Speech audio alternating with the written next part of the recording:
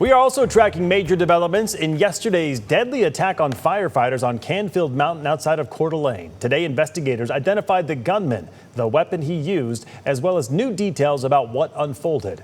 KREM 2's Cody Proctor is live in Coeur d'Alene tonight with a recap of everything we learned today. Cody? Well, Mark, we learned a lot today, including the identity of the gunman as well as the identity of the firefighters killed yesterday. Now, right behind me is English Funeral Chapel here in Coeur d'Alene. This is the spot where another procession that's supposed to take place tomorrow will end to bring the victims home. Their names are Frank Harwood and John Morrison. Both were battalion chiefs with decades of experience in North Idaho, Harwood with Kootenai County Fire and Rescue, and Morrison with Coeur d'Alene Fire. A targeted ambush on Canfield Mountain on Sunday cut their lives short.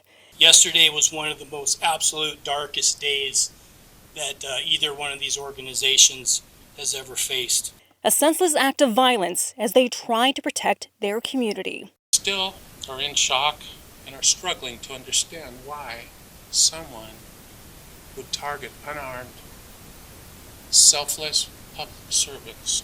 Another firefighter, Coeur d'Alene Fire engineer David Tisdale, remains in critical condition at Kootenai Health. The man the Kootenai County Sheriff says targeted them has been identified as 20-year-old Wess Roley. The sheriff says law enforcement had 5 interactions with him in the past, but nothing serious, mostly trespassing and welfare checks. However, Sheriff Bob Norris says it's not known if he had any interactions with firefighters.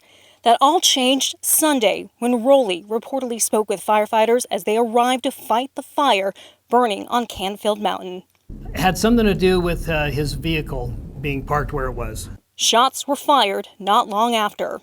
Hours later, Roley was found dead with a shotgun nearby.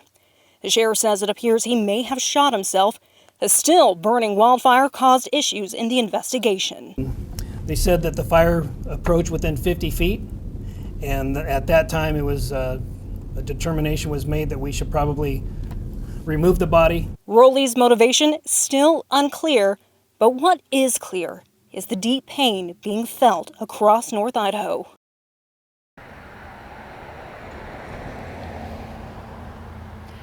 Now, tomorrow's procession starts at the Spokane Medical Examiner's office at 10 o'clock in the morning. That procession will continue east from Spokane towards Coeur d'Alene. It'll then make its way here to the English Funeral Chapel here in Coeur d'Alene for that final procession tomorrow.